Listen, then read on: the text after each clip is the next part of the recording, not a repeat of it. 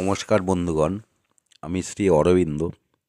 আজকের আপনাদের জানাবো আরও একটি গুরুত্বপূর্ণ বিষয় নিয়ে, যে বিষয়টা প্রত্যেকটা মানব জীবনের অতি গুরুত্বপূর্ণ বিষয় বলে আমরা জানি। বিবাহ, অর্থাৎ কোনো জাতক জাতিকার বিবাহ কেমন হবে সেই সম্বন্ধে আপনাদের জানাবো। তবে বিবাহ সম্বন্ধে বলতে গিয়ে একটা ভিডিওতে হয়তো খুব ডিটেলস বলা যাবে না, তবে যে সবগুলো অবশ্যই থাকলে ভালো হবে বা খারাপ হবে সেই সম্বন্ধে আপনাদের অবশ্যই জানাবো। কারণ আপনার সন্তান সন্ততির কপালে সেই যোগ আছে তো, অর্থাৎ বিবাহ যোগ আছে তো, না তারা সারা জীবন অবিবাহিত থেকে যাবে। আবার এও হতে পারে বিবাহ যোগ আছে, হলেও কিন্তু সুখ পাচ্ছে না। বিবাহের পর প্রতিনিয়ত মানসিক যন্ত্রণা ভোগ করতে হচ্ছে। তাই জন্মছক খুলে একবার দেখে নিন, আদৌ বিবাহযোগ আছে কি না, বা কখন হবে বিবাহ, বা বিবাহের পরে সুখী হবে কি না, অর্থাৎ কেমন বিবাহ হবে। তবে অনেক ক্ষেত্রে দেখা যায় যে ভালো যোগ আছে, কিন্তু মঙ্গল এমন একটা গ্রহ বিবাহের ক্ষেত্রে যদি জন্মলগ্নের লগ্নে চতুর্থে, সপ্তমে, অষ্টমে এবং দ্বাদশে অবস্থান করে, তাহলে মাঙ্গলিক দোষ সৃষ্টি করে। অনেক ক্ষেত্রে বিবাহ হয় না, অথবা বিবাহ পরবর্তীকালে স্বামী স্ত্রীর কারোর মৃত্যু ঘটতে পারে। অবশ্য ক্ষেত্র বিশেষে কোথায় অবস্থান করছে তার উপরে, বা অন্য আর্থিক বা অন্য সমস্যাও দেখা দিতে পারে প্রবলভাবে। যাই হোক, মাঙ্গলিক সম্বন্ধে পরবর্তীকালে বলবো। এখন আপনাদের জানাচ্ছি কেমন জন্মছক হলে বিবাহ ভালো হয় বা মন্দ হয়, সেটা আপনাদের জানাচ্ছি। প্রথমে বলছি, বিবাহ বিচার করতে হলে প্রথমেই আমরা লগ্নের দ্বিতীয় পতি এবং সপ্তম পতিকে বিচার করে থাকি, বা শাস্ত্র বলছে বিচার করা উচিত। এবং এদের বলাবলের উপরেই নির্ভর করে সে কতটা সুখী হবে বা কতটা ভালো হবে। যদি ভালো হয় সব কিছু, আপাতত শুভ ধরে নেওয়া যায়। সেই সঙ্গে আমরা দ্বাদশ ঘর দেখে নিই, বা দেখে নেওয়া উচিত। দ্বাদশ ঘর হচ্ছে শয়ন সুখের ঘর। সেই ঘরটাও যদি ভালো থাকে তাহলে ঠিক আছে। তবে নিখুঁত বিবাহ বিচার করতে গেলে নবাংশ চারটাকেও একটু দেখে নেওয়া প্রয়োজন হয়। যাই হোক,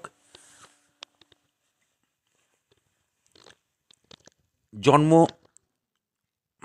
লগ্ন চারটাকে দেখুন, যেটা প্রথম দেখা উচিত এবং খুবই গুরুত্বপূর্ণ। স্বামী স্ত্রী সম্পর্ক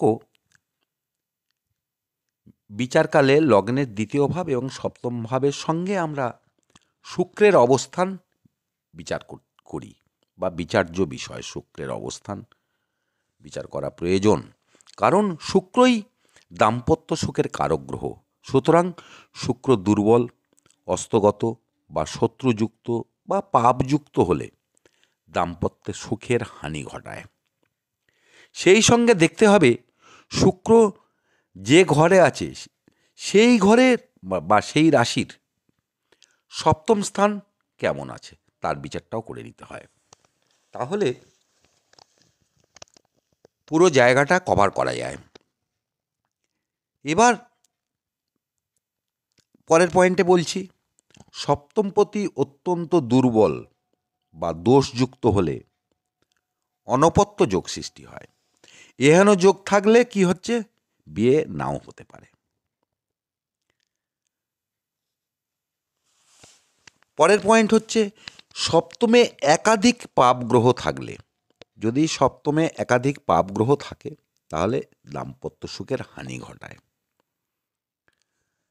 আচ্ছা, নেক্সট পয়েন্ট হচ্ছে সপ্তম ভাব বা সপ্তম ভাবের কারক গ্রহের উপরে যদি বৃহস্পতি বা শুক্রের দৃষ্টি থাকে তাহলে ভালো করে বুঝুন, সপ্তম ভাব বা সপ্তম ভাবের কারক গ্রহের উপরে যদি বৃহস্পতি বা শুক্র গ্রহের এরকম শুভ গ্রহের দৃষ্টি থাকে তাহলে জাত ব্যক্তির স্ত্রী বা স্বামীর, মানে যার ছক তার উল্টোটা তার জীবনসঙ্গীর কথা বলছি, সে সুশীলা বা সুশীল হয়ে থাকে। পরবর্তী পয়েন্ট, পঞ্চমপতিকেও দেখার প্রয়োজন, কারণ পঞ্চমপতি দুর্বল হলে সাধারণত তার চারিত্রিক দোষ, অর্থাৎ যার ছক তার চারিত্রিক দোষ, যাকে আমরা ব্যভিচারী বা ব্যভিচারিণী বলে থাকি, হয়ে থাকে সে, অর্থাৎ সেক্ষেত্রে সুখের হানি ঘটছে। আর লগ্নের সপ্তমে যদি একাধিক শুভ গ্রহ থাকে, একাধিক শুভ গ্রহ, এটা মাথায় রাখবেন, অর্থাৎ বৃহস্পতি, বুধ বা চন্দ্র, শুক্রের মতো কোনো গ্রহ বলবান অবস্থায় থাকে, সেক্ষেত্রে